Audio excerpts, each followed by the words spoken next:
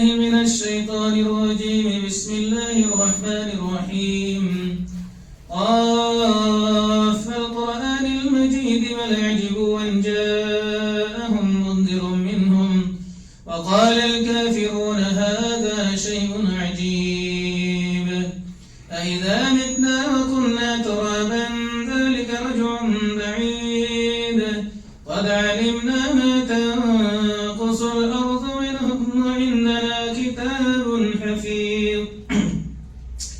بل كذبوا بالحق لما جاءهم فهم في أمر مريج.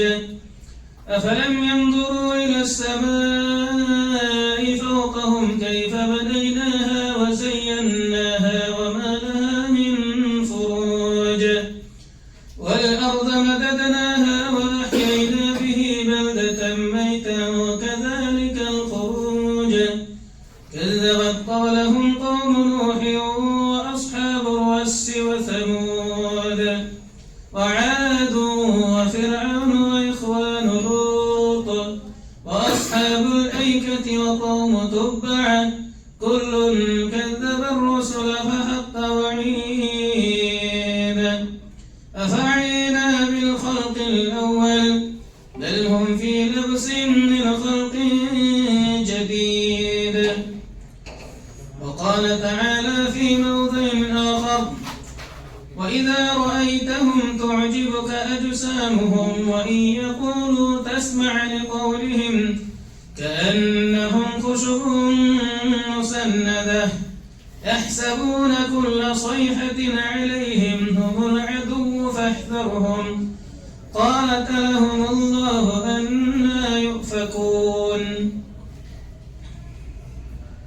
محترم معزز حاضرین کرام، بزرگان دین و ملت، نوجوان ساتھیوں، دوستو، تعریف، توصیف، حمد و ثنا، کبریائی، بڑائی اللہ رب العالمین کے لیے لائق و زیبا ہے.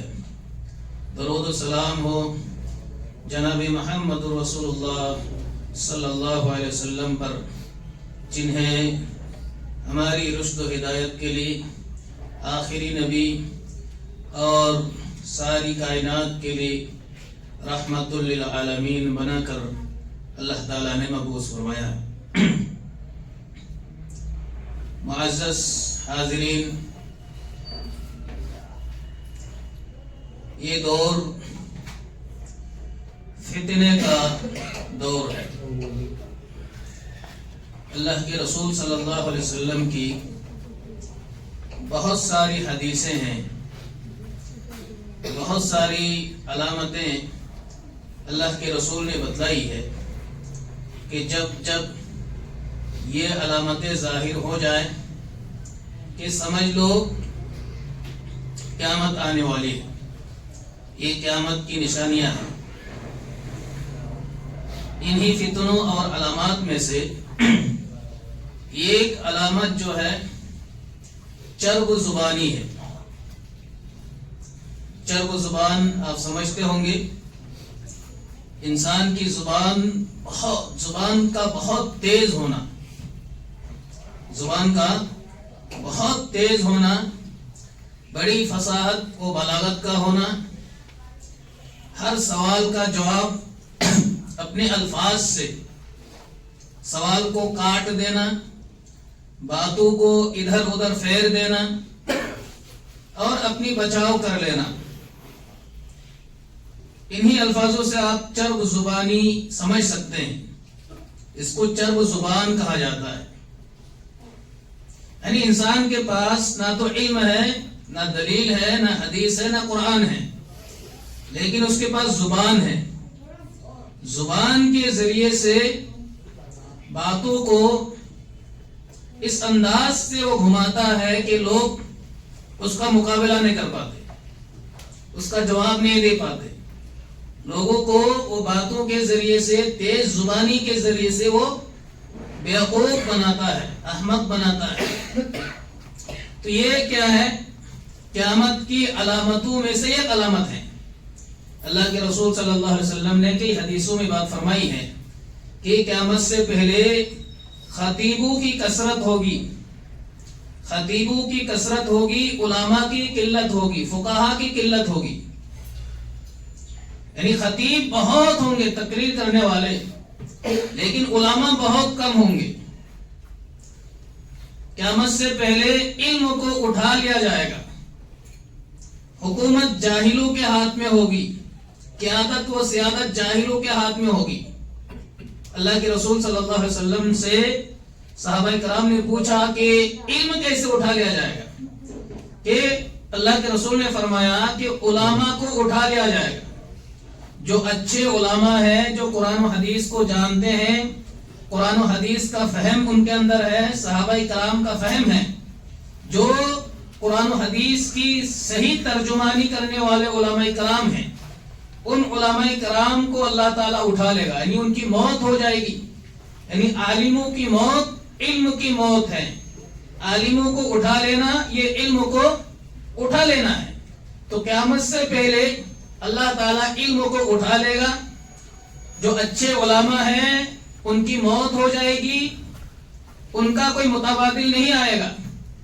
اسی لیے آپ دیکھتے ہوں گے جتنے اچھے اچھے علماء وفات کر رہے ہیں، ان کے بدل میں ان جیسا کوئی پیدا نہیں ہو رہا، ان جیسا کوئی محدث مفسر قرآن و حدیث کا ترجمانی کرنے والا کوئی پیدا نہیں ہو رہا ہے. تو یہ علم کا اٹھا لینا ہے. اور خطیبوں کا بے شمار خطبہ ہے. آج آپ فیس بک کھولیں، واٹس ایپ کھولیں، یوٹیوب کھولیں، خطبہ کی کمی نہیں ہے. تقریر کرنے والوں کی، لیکچر دینے والوں کی، بیان دینے والوں کی کوئی کمی نہیں ہے. لیکن اگر کمی ہے تو علم کی کمی ہے. سمجھانے والوں کی بھی کوئی کمی نہیں ہے. اپنی زبان سے، اپنی تعبیرات سے، چرب زبانی سے لوگوں کو سمجھا دیتے ہیں، لوگوں کو الجھنوں میں مبتلا کر دیتے ہیں، لوگوں کو بیوقوف تک بناتے ہیں. کیونکہ جو عوام ہوتے ہیں، عوام کو علم کیا چیز ہے پتہ نہیں ہے. وہ علماء پر اعتبار کرتے ہیں، ان کے بیانات پر اعتماد کرتے ہیں، اور وہ جس انداز سے سمجھاتے ہیں وہ سمجھ جاتے ہیں، اور اعتماد پورا علماء کرام پر ہوتا ہے. تو حقیقت یہ نہیں ہے. حقیقت یہ ہے کہ اللہ کے رسول کی جو پیشن گوئی ہے کہ آخری زمانے میں خطابہ کی کثرت ہوگی، تقریر کرنے والے بہت ہوں گے، لیکن ان کے پاس علم نہیں ہوگا. ان کی تقریر دلائل پر، براہین پر، قرآن و حدیث پر مبنی نہیں ہوگی. وہ صرف چرب زبانی کریں گے، باتوں کو گھمائیں گے، ادھر ادھر لوگوں کو گھما کر کے خاموش کر دیں گے. تو آج یہ بہت ہی زور و شور کے ساتھ یہ کام ہو رہا ہے. اللہ رب العالمین نے قرآن کریم کے اندر اس چیز کا بھی بیان فرمایا ہے. آپ سورہ منافقون کھولیں. سورہ منافقون میں آیت نمبر 3 پڑھی. اللہ تعالیٰ نے واضح انداز میں جناب محمد رسول اللہ صلی اللہ علیہ وسلم کو کہا وَإِذَا رَأَيْتَهُمْ تُعْجِبُكَ أَجْسَامُهُمْ. منافقین کی صفت بیان کرتے ہوئے اللہ تعالیٰ نے کہا کہ اے محمد صلی اللہ علیہ وسلم، جب آپ انہیں دیکھیں گے، منافقین کو جب آپ دیکھیں گے، تُعْجِبُكَ أَجْسَامُهُمْ، ان کے جسم آپ کو بہت اچھے لگیں گے. جسم کے اعتبار سے، حلیہ کے اعتبار سے وہ بہت ہی خوبصورت معلوم ہوں گے. چہرہ بہت اچھا ہوگا، نورانی چہرہ، کپڑے اتنے اچھے ہوں گے، چہرہ اتنا خوبصورت ہوگا. لباس سے، کپڑے سے، ملبوس سے، ہر چیز کے اعتبار سے وہ آپ کو خوبصورت معلوم ہوں گے. وَإِن يَقُولُوا تَسْمَعْ لِقَوْلِهِمْ، اور جب وہ بات کریں گے تو ان کی بات بھی آپ غور سے سنیں گے. ان کی بات بھی آپ غور سے سنیں گے. آج آپ خود مشاہدہ کریں، چہرہ اتنا خوبصورت ہے، نورانی چہرہ ہے، اتنے اچھے کپڑے ہیں، پگڑی ہے، ٹوپی ہے، جبہ ہے. یعنی شکل و صورت ہی سے ایک عام آدمی کا یہ تصور آ جاتا ہے کہ بہت بڑا عالم دین ہے. عوام کے جو رجحانات ہیں، عوام کن چیزوں کو دیکھتی ہے؟ اگر لمبی داڑھی ہے، ٹوپی ہے، پگڑی ہے، جبے میں ہیں، بہت اچھے کپڑے میں ہیں، جو علماء کا لباس عام طور پر ہوتا ہے، ان لباس میں ہیں، تو یہ ایک عام آدمی کا تصور ہوتا ہے کہ یہ بہت بڑا عالم دین ہے۔ اگر کوئی عالم دین ہے جن کے پاس حقیقت میں قرآن و حدیث کا علم ہے لیکن لباس صحیح نہیں ہے، جبے کرتے میں نہیں ہے، پگڑی میں نہیں ہے، داڑھی نہیں ہے، یہ ایک عام آدمی جو ہے اس کو عالم ماننے کے لیے تیار نہیں۔ لیکن شریعت کا مسئلہ کیا ہے؟ شریعت نے ان چیزوں پر بہت کم دھیان دیا ہے۔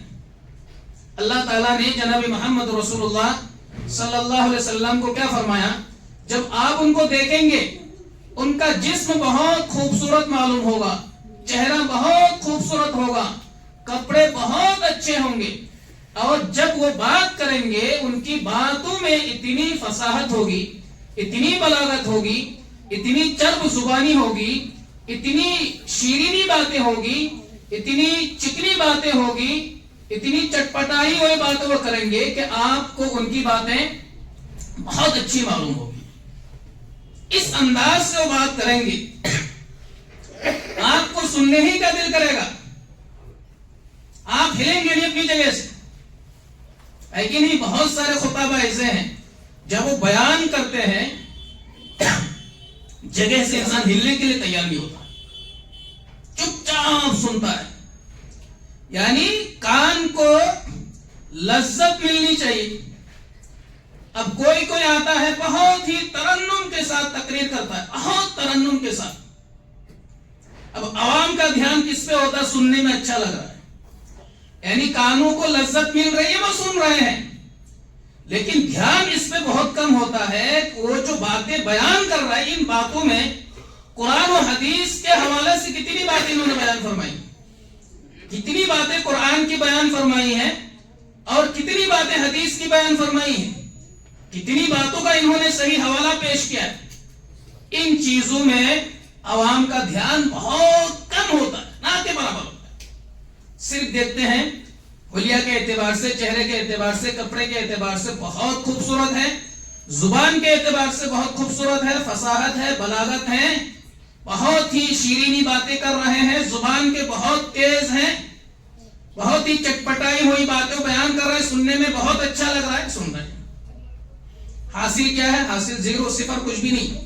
اللہ نے کہا وَإِن يَقُولُ تَسْمَعْ لِقَوْلِهِمْ، اگر وہ باتیں کریں گے آپ اور سے سنیں گے، سننے کا دل کرے گا۔ اس کے بعد دیکھیں اللہ نے کیا کہا؟ كَأَنَّهُمْ خُشُبٌ مُّسَنَّدَةٌ، گویا کہ یہ لوگ کیا ہوتے ہیں؟ یہ ٹیک لگائی ہوئی لکڑی کے مانند ہیں۔ قرآن سے زیادہ فصیح و بلیغ کتاب کوئی دنیا میں نہیں۔ یہ جملہ چھوٹا سا جملہ ہے، اللہ تعالیٰ نے کہا یہ لوگ جو زبان کے بہت میٹھے ہوتے ہیں، چہرے سے بہت خوبصورت ہوتے ہیں، کپڑے سے بہت خوبصورت ہوتے ہیں، جن کے بیانات سننے کا دل ہی کرتا ہے، علم سے خالی ہوتی ہے بیانات، گویا کہ یہ لوگ کیا ہے؟ کَأَنَّهُمْ خُشُبٌ مُّسَنَّدَةٌ، گویا کہ یہ ٹیک لگائی ہوئی لکڑی کے مانند ہیں۔ کیا مطلب ٹیک لگائی ہوئی لکڑی کے مانند ہے؟ یعنی کوئی لکڑی ہے، آپ نے اس کو رکھ دیا، لکڑی تو لکڑی ہوتی ہے، وہ ایک سوکھی سی چیز ہوتی ہے، اس کے اندر کوئی جان نہیں ہوتی ہے، وہ کسی کو فائدہ بھی نہیں دے سکتی ہے، آگ میں رکھ دے وہ جل کر کے راکھ ہو جاتے، برباد، کیا فائدہ اس سے؟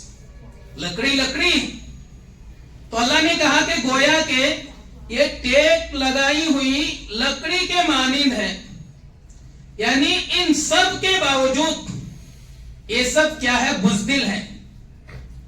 یہ سب ان سب کے باوجود، یعنی ان کے بیانات بہت اچھے ہوں گے، جسم کے اعتبار سے بہت خوبصورت معلوم ہوں گے، ان سب کے باوجود یہ سب کیا ہے؟ بزدل ہیں، یہ سب کیا ہے؟ ان کے دلوں میں خوف ہے۔ اللہ نے اس کی وضاحت دوسری سورۃ الاحزاب آیت نمبر 33 میں اللہ تعالیٰ نے بیان فرمایا کہ اشحۃ علیکم، یہ آپ کے بارے میں بخیلی کرتے ہیں۔ فَإِذَا جَاءَ الْخَوْفُ رَأَيْتَهُمْ يَنظُرُونَ تَدُورُ أَعْيُنُهُمْ كَالَّذِي يُغْشَىٰ عَلَيْهِ مِنَ الْمَوْتِ، اللہ نے ان کی صفات بیان فرمائی ہے. فَإِذَا جَاءَ الْخَوْفُ یعنی جب کوئی خوف آتا ہے، یعنی کوئی معاملہ پیش آتا ہے، کوئی بھی چیز پیش آتی ہے، تَدُورُ أَعْيُنُهُمْ كَالَّذِي يُغْشَى عَلَيْهِ مِنَ الْمَوْتِ کہ یہ لوگ آپ کو اپنی آنکھوں سے ایسے ہی پھیرتے ہیں، ایسے ہی دیکھتے ہیں جیسے موت طاری ہوئی ہو، یعنی جس پر موت طاری ہے. آپ نے دیکھا ہوگا، مشاہدہ کیا ہوگا، جس آدمی پر موت آ گئی یعنی مرنے کی حالت میں ہے، جاکنی کی حالت میں ہے، وہ آنکھوں کو کس انداز سے گھماتا ہے، پھرتا ہے، آنکھیں اوپر نیچے ہوتی ہے، پلٹ جاتی ہے. یعنی وہ منظر جو ہے بہت ہی خوفناک منظر ہوتا ہے، یعنی آنکھیں پلٹاتا رہتا ہے، ادھر ادھر کرتا رہتا ہے. تو اللہ تعالیٰ نے یہ صفت بیان فرمائی ہے کہ ان خطیبوں کی، ان بیان بازوں کی اللہ تعالیٰ نے یہ صفات بیان فرمائی ہے کہ جب کوئی خوف آتا ہے، کوئی معاملہ پیش آتا ہے، آپ کو ایسے ہی اس نظر سے دیکھیں گے گویا کہ ان پر موت طاری ہوئی ہے. موت کی حالت میں انسان جس انداز سے دیکھتا ہے، جس کیفیت سے دیکھتا ہے، جس مشکلات سے وہ دیکھتا ہے، آنکھوں کو پلٹاتا ہے، ان کی آنکھوں کی حالت ویسی ہی ہو جاتی. فَإِذَا ذَهَبَ الْخَوْفُ سَلَقُوكُمْ بِأَلْسِنَةٍ حِدَادٍ أَشِحَّةً عَلَى الْخَيْرِ کہ جب خوف ختم ہو جاتا ہے، حزن ختم ہو جاتا ہے، أَشِحَّةً عَلَيْكُمْ بِأَلْسِنَةٍ حِدَادٍ أَشِحَّةً عَلَى الْخَيْرِ کہ یہ اپنی زبان سے آپ پر، یعنی اپنی تیز زبان سے آپ کے خلاف زبان درازی کرتے ہیں. اپنی تیز زبان سے آپ کے خلاف کیا کرتے ہیں؟ زبان درازی کرتے ہیں. اولئک لم یؤمنوا فاحبط اللہ اعمالهم در حقیقت ان لوگوں نے اللہ پر اور آپ پر ایمان لایا ہی نہیں ہے. فاحبط اعمالهم اللہ تعالیٰ نے ان کے اعمال کو برباد کر دیا. ان کے عمل کا کوئی اعتبار نہیں ہے. ان کے اعمال اللہ تعالیٰ نے کیا کر دیا ہے؟ برباد کر دیا. تو ان دو آیاتوں سے پتا چلا کہ یہ چرب زبانی، زبان کا تیز ہونا، زبان میں فصاحت و بلاغت کا ہونا، یہ علم کی دلیل نہیں ہے، یہ اچھے عالم ہونے کی دلیل نہیں ہے. اچھا عالم کون ہے؟ جو ہر بات قرآن و حدیث سے بیان کرے، جو بھی بیان کرے وہ صحابہ کرام کے فہم کے مطابق کیا کرے، وہ بیان کریں. یہ اچھے عالم کی کیا ہے؟ نشانی ہے.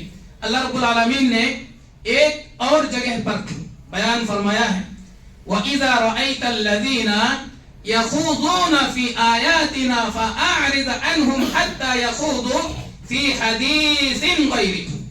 اس سورہ انعام کی آیت نمبر 68 ہے، یعنی 68 نمبر آیت ہے. آپ کھول کر دیکھیں. اللہ تعالیٰ نے بیان فرمایا کہ اے محمد صلی اللہ علیہ وسلم، جب آپ ان کو دیکھیں گے، وَإِذَا رَأَيْتَ الَّذِينَ يَخُوضُونَ فِي آيَاتِنَا، جب آپ ان کو دیکھیں گے کہ ہماری آیاتوں کو لے کر کیا کر رہے ہیں؟ بحث و مباحثہ کر رہے ہیں، آیاتوں کو قرید رہے ہیں، آیاتوں کی غلط تعویلات پیش کر رہے ہیں، بحث کر رہے ہیں، ایک آیت کو دوسری آیت سے ٹکرا رہے ہیں. جو متشابہات آیتیں ہیں، ان متشابہات آیاتوں کے پیچھے یہ پڑھ رہے ہیں. فَأَعْرِضْ عَنْهُمْ حَتَّى يَخُوضُوا فِي حَدِيثٍ غَيْرِهِ. تو آپ کیا کریں؟ ایسی صورت میں وہاں سے آپ ہٹ جائیں، وہاں سے آپ ہٹ جائیں. حَتَّى يَخُوضُوا فِي حَدِيثٍ غَيْرِهِ یہاں تک کہ یہ لوگ دوسری باتوں میں مشغول ہو جائیں، یہاں تک کہ یہ لوگ دوسری باتوں میں مشغول ہو جائیں. کیا مطلب ہوا؟ یعنی قرآن کی کوئی آیت ہے، اس آیت کی کیا کر رہے ہیں؟ غلط تفسیر بیان کر رہے ہیں، غلط تعویلات کر رہے ہیں، من مانی کر رہے ہیں، قرآن کی آیت کو ماننے کے لیے تیار نہیں ہیں. اسی طرح حدیث رسول کو ماننے کے لیے تیار نہیں ہیں، اپنی رائے پیش کر رہے ہیں، اپنے علماء کرام کے اقوال بیان کر رہے ہیں، اپنے بزرگان دین کے اقوال بیان کر رہے ہیں، ان کی رائے بیان کر رہے ہیں. ان کی قصہ کہانیاں بیان کر رہے ہیں، تو ایسی حالت میں آپ کو کیا کرنا ہے؟ اس جگہ سے ہٹ جانا ہے. فَأَعْرِضْ عَنْهُمْ، وہاں سے آپ ہٹ جائیے، ان سے اعراض کر لیجیے. وَإِمَّا يُنْسِيَنَّكَ الشَّيْطَانُ فَلَا تَقْعُدْ بَعْدَ الذِّكْرَى مَعَ الْقَوْمِ الظَّالِمِينَ. اور اگر آپ کو بھلا دیا گیا تو کوئی بات نہیں. فَلَا تَقْعُدْ بَعْدَ الذِّكْرَى مَعَ الْقَوْمِ الظَّالِمِينَ، کہ آپ ایسے لوگوں کے ساتھ ہی نہ بیٹھیں. آپ ایسے لوگوں کے ساتھ بالکل نہ بیٹھیں. یعنی جو قرآن کریم کو آیت کو ماننے کے لیے تیار نہیں ہے، قرآن کریم کی آیاتوں کی غلط تفسیر بیان کر رہے ہیں، غلط تعبیرات کر رہے ہیں، من مانیاں کر رہے ہیں، اور دین میں نئی چیزوں کو پیدا کر رہے ہیں، بدعات و خرافات پیدا کر رہے ہیں، ایسے لوگوں کے ساتھ آپ نہ بیٹھیں. ایسے لوگوں کے ساتھ آپ بالکل نہ بیٹھیں، وہاں سے آپ ہٹ جائیے. جو مزوری کرتے ہیں، ہٹ درمی کرتے ہیں، واضح آیت اور حدیث آنے کے بعد بھی ماننے کے لیے تیار نہیں ہیں، اپنی رائے پیش کرتے ہیں، علماء کرام کی رائے پیش کرتے ہیں، اپنے آبا و اجداد کے اقوال بیان کرتے ہیں، ان کی تقلید کرتے ہیں. ایسی صورت میں آپ ایسے مجلسوں سے ہٹ جائیں اور ان لوگوں کے ساتھ بھی بیٹھا نہ کریں. ایسے مجلسوں کو بالکل برخاست کریں، کوئی ضرورت نہیں. اسی لیے اہل علم کا، سلف صالحین کا یہ اتفاق ہے، متفقہ فتویٰ ہے کہ جو اہل بدعت ہیں، جو اہل بدعت ہیں، اہل بدعت کا مطلب، اور بہت ساری حدیثیں بھی، اہل بدعت کا مطلب یہاں جو بدعت کی دعوت دیتا ہے، جو بدعت کے داعی ہیں، ایسے لوگوں کے ساتھ بیٹھنا حرام ہے. نہیں بیٹھ سکتے آپ. ایسے لوگوں کے ساتھ آپ کو بیٹھنا نہیں ہے، بیٹھنا حرام ہے. ایسے لوگوں کے ساتھ آپ بیٹھ بھی نہیں سکتے. ایسے لوگوں سے نفرت کرنا ضروری ہے. ایسے لوگوں کی کتابیں پڑھنا منع ہے، ایسے لوگوں کی تقریریں سننا منع ہے، ایسے لوگوں کو اپنے اسٹیج پر بلانا منع ہے، اور ایسے لوگوں کے اسٹیج پر جانا منع ہے، ایسے لوگوں کے ساتھ کھانا کھانا منع ہے، ایسے لوگوں کو اپنی دعوت میں بلانا کیا ہے؟ منع. سلف صالحین نے بالکل وضاحت کے ساتھ منع فرما دیا ہے. آپ کو میں دو چار اقوال، ایک بہت ہی بزرگ تبع تابعین ہیں، قاضی عیاض، فضیل بن عیاض، بہت ہی بزرگ عالم دین، بہت ہی متقی، بہت ہی پرہیزگار عالم دین گزرے ہیں. یہ تبع تابعین میں سے ہیں، تبع تابعین میں سے ہیں. یہ فرماتے ہیں، دیکھیں، من جالس صاحب بدعت لم یؤت الحکمہ، جس نے اہل بدعت کے ساتھ بیٹھا.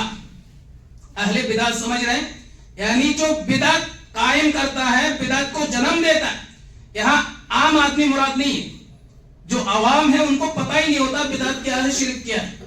یعنی خصوصاً جو علماء ہوتے ہیں، اہل بدعت جو علماء ہوتے ہیں، جن کو پتہ ہے بدعت کیا ہے، شرک کیا ہے، جو بدعت کے دعوت کرتا ہے، بدعت کی طرف بلاتا ہے، بدعت کی قباحت بیان نہیں کرتا ہے، ایسے لوگوں کے بارے میں کہا کہ من جالس صاحب بدعت لم یؤت الحکمہ، جس نے کسی اہل بدعت کے ساتھ بیٹھا، اس کو حکمت سے محروم کر دیا گیا.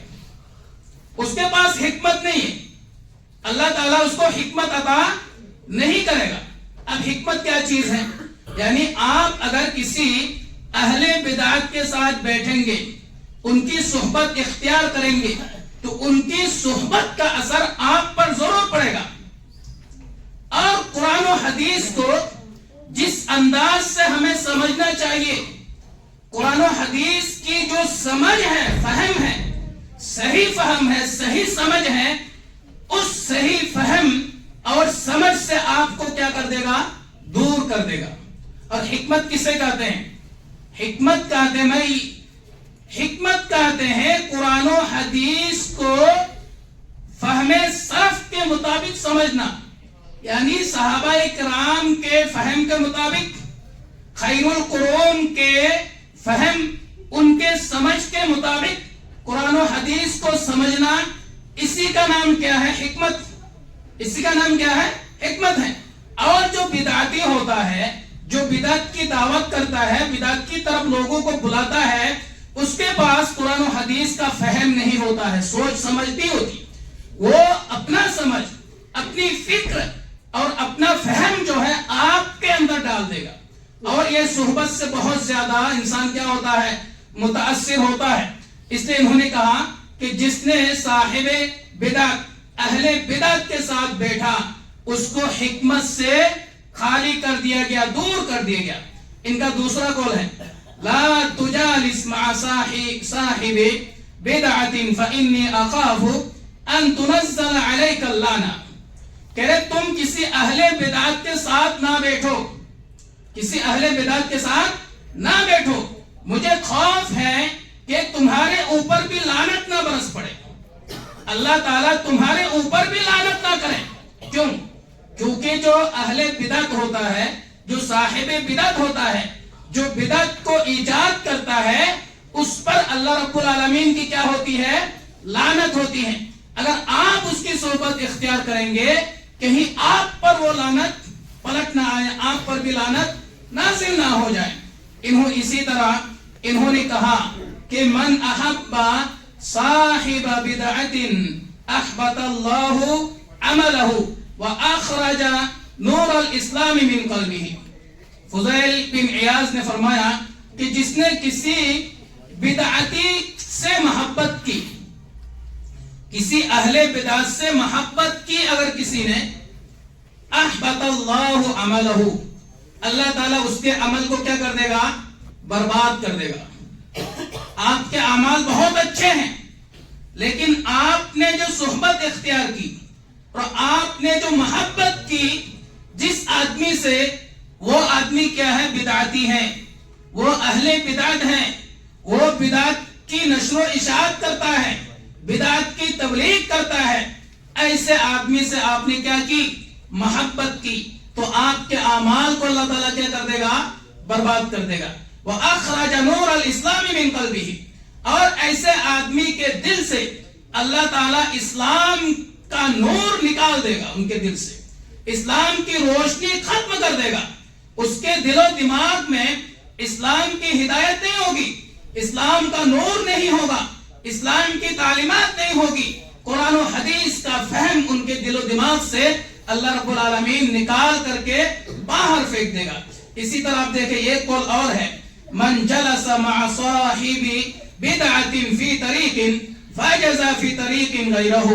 اور اگر کوئی شخص دیکھیں کہ کوئی آدمی کسی بدعتی کے ساتھ بیٹھا ہوا ہے، کوئی آدمی کسی بدعتی کے ساتھ کسی راستے میں بیٹھا ہوا ہے، اس کو چاہیے اپنا دوسرا راستہ اختیار کرے، یعنی اس راستے ہی سے نہ جائے. آپ اندازہ لگائیں، کوئی آدمی کسی بدعتی آدمی کے ساتھ کسی راستے میں بیٹھا ہوا ہے، آپ جو ہے اپنا راستہ ہی بدل لیں، اس راستے ہی سے آپ نہ جائیں، کہیں اس کی صحبت آپ پر اثر انداز نہ ہو جائے، کہیں اس سے آپ کی محبت نہ ہو جائے، کہیں آپ بھی اس کے ساتھ بیٹھ کر صحبت اختیار نہ کریں، صحبت اختیار نہ کریں، اس سے آپ برباد نہ ہو جائے، آپ کے اعمال برباد نہ ہو جائے. تو اس طرح سلف صالحین کے بہت سارے اقوال ہے قرآن و حدیث کی روشنی میں کہ کسی بھی بدعتی کی تعظیم اور کسی کی بدعتی سے محبت کرنا کیا ہے؟ حرام ہے. ان سے نفرت کرنا در حقیقت اللہ رب العالمین سے محبت کی علامت ہے. اسی لیے حدیث میں آتا ہے البغض للہ والحب للہ، کہہ رہے بغض بھی، نفرت بھی، عداوت بھی اللہ رب العالمین کے لیے اور محبت بھی اللہ رب العالمین کے لیے ہے. اس لیے ہمیں ایسے آدمی کو فوقیت دینا ہی نہیں چاہیے، ایسے آدمی کو ترجیح دینا ہی نہیں چاہیے، اور ایسے آدمی کے ساتھ بیٹھنا بھی نہیں چاہیے، اور ایسے آدمی کی صحبت بھی اختیار نہیں کرنی چاہیے، ایسے آدمی سے محبت بھی نہیں کرنی چاہیے. اور اگر کوئی صاحب بدعت، اہل بدعت، بدعتی آدمی آپ سے باتیں کریں، ان کی باتوں پر آپ ذرہ برابر توجہ نہ دیں، بالکل نظر انداز کر دیں، ان کو نظر انداز کرنے کے لائق ہے، یہ قیامت کے دن پہ دھتکارے جائیں گے. جب یہ جائیں گے حوض کوثر میں، اللہ کے رسول صلی اللہ علیہ وسلم ان کو دھتکار دیں گے. لوگ کہیں گے کہ یہ تو آپ کی امتی.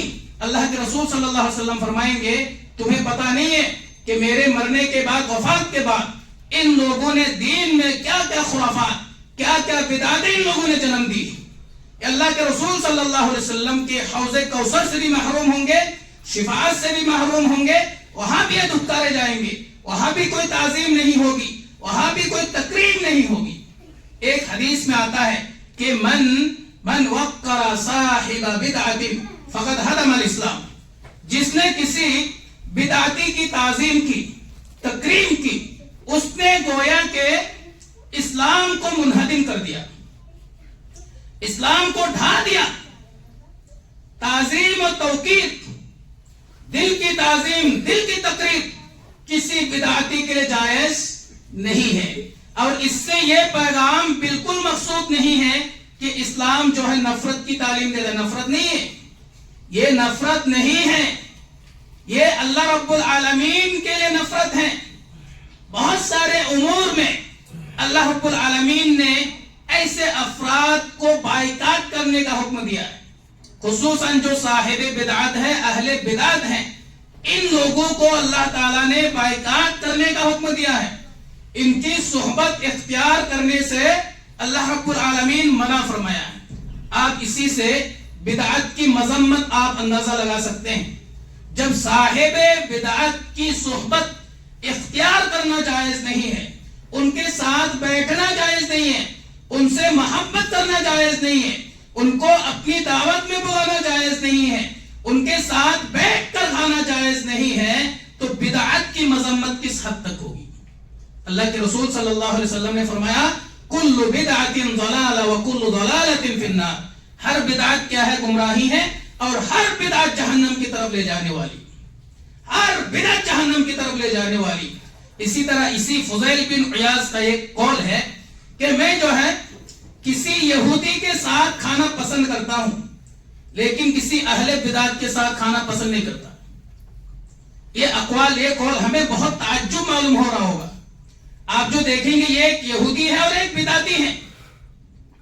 فضیل بن عیاض جو تابعی ہیں، بہت بزرگ عالم دین ہیں، وہ فرماتے ہیں کہ مجھے پسند ہے کہ میں کسی یہودی کے ساتھ بیٹھ کر کھانا کھا لوں، لیکن مجھے یہ پسند نہیں ہے کہ اہل بدعت یعنی بدعتی کے ساتھ بیٹھ کر میں کھانا کھاؤں. کیوں؟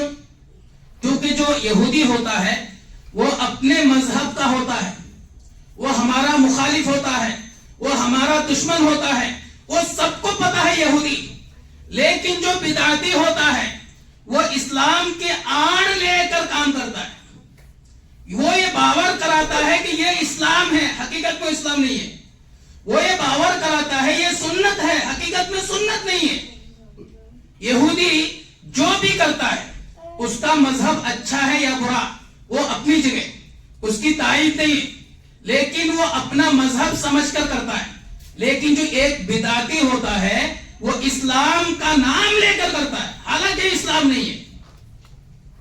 اسلام کا نام لے کر کہتا ہے یہ سنت ہے، حالانکہ وہ سنت نہیں ہے. اسلام کا حوالہ دیتا ہے یہ صحیح کام ہے، لیکن وہ صحیح کام نہیں ہے. اس لیے ایک یہودی سے، ایک بدعتی سے یہودی بہتر ہے. ایک بدعتی سے، اہل بدعت سے یہودی کیا ہے؟ بہتر ہے. وہ غلط کر رہا ہے، وہ غلط ہے، لیکن یہ ایک بدعتی کسی غلط کام کو صحیح کا لقب دے کر رہا ہے، اس لیے یہ مجرم، ڈبل مجرم ہے. اس لیے سلف صالحین بدعتیوں سے بہت زیادہ نفرت کرتے تھے، ایسے لوگوں کے ساتھ بیٹھتے بھی نہیں تھے، ایسے لوگوں کے ساتھ بیٹھتے بھی نہیں تھے. تو اس لیے آپ بھی جو بھی ثابت ہو جائے بدعتی ہیں ان کی صحبت اختیار نہ کریں، ان کی کوئی کتاب نہ پڑھیں، ان کا کوئی بیان نہ سنیں. آپ بھی ہو سکتا ہے ان کی زبان سے، ان کی چرب زبانی سے، ان کی چٹپٹی باتوں سے آپ بھی کیا ہو جائے؟ متاثر ہو جائے. اور متاثر ہو رہے ہیں، نوجوان طبقہ اس سے بہت متاثر ہو رہا ہے.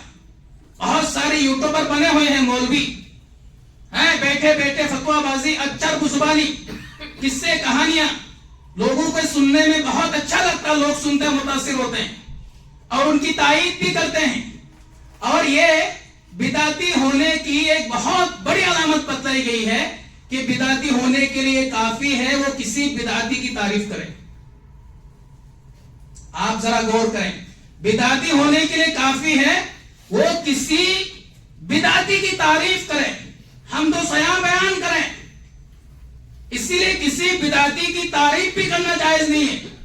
آپ اگر تعریف کر رہے ہیں اس کا مطلب بدعت کی تائید آپ کر رہے ہیں، آپ نہیں کر سکتے. تو ان باتوں سے آپ یہ نہ سمجھیں کہ ان سے بالکل دور رہنا ہے.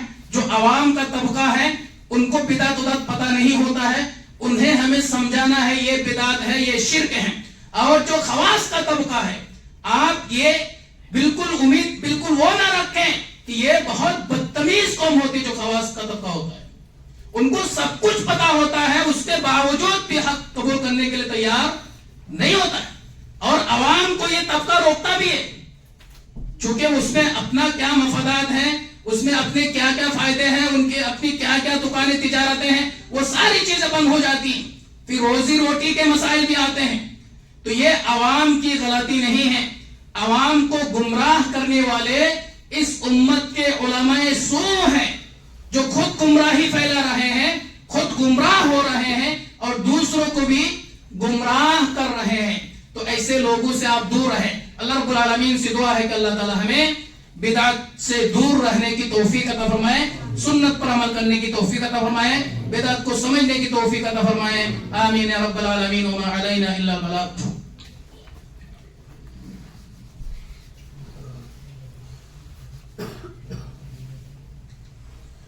الحمد لله نحمده ونستعينه ونستغفره ونؤمن به ونتوكل عليه ونعوذ بالله من شرور انفسنا ومن سيئات اعمالنا. بارك الله لنا ولكم في القرآن العظيم ونفعنا وإياكم بالآيات والذكر الحكيم. إنه تعالى جواد ملك بر رؤوف رحيم.